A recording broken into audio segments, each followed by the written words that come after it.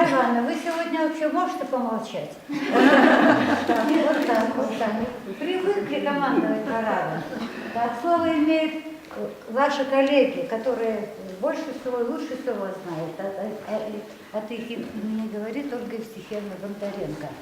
А то их затерлись, а потом всем остальным. Уважаемая Майя Ивановна, мне выпала большая честь приветствовать вас от имени ваших коллег.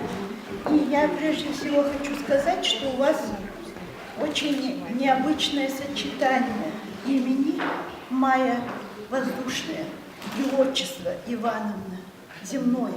И вот, наверное, это необычное сочетание имени и отчества обусловили и способствовали формированию вот таких качеств, которым можно, наверное, позавидовать и поучиться. Прежде всего, это ваша целеустремленность. Вы ставите высоты, покоряете и снова к новым вершинам, и снова покоряете. То есть это, наверное, не всем дано. Во-вторых, нас восхищает ваша мобильность. И сегодня вам не составит труда отправиться, если нужно, в Финляндию, отправиться, если нужно, в Петербург, в Прибалтику, вести на себе картины, которые арестовывают, вести дневники, книги. И, конечно, вот наш музей просвещения, истории просвещения очень богат, благодаря вот вашим таким усилиям.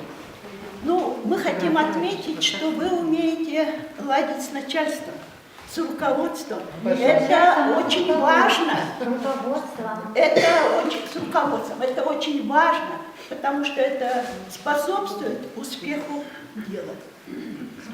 Мы не сомневаемся в том, что вы лично и коллектив музейного комплекса под вашим мудрым и чутким руководством На протяжении еще долгих лет внес свою лепту в то, чтобы наш любимый Сыктывкарский университет стал главным центром образовательной, научной и культурной жизни не только нашего города, а республики тоже. Музей истории и просвещения притягивает к себе людей всех возрастов, разных профессий. Они сюда спешат на Шаляпинские вечера, они спешат познакомиться с новыми выставками. И это все замечательно и все супер хорошо. Майя Ивановна, мы вам желаем всех, мы вам желаем процветания, мы вам желаем благополучия.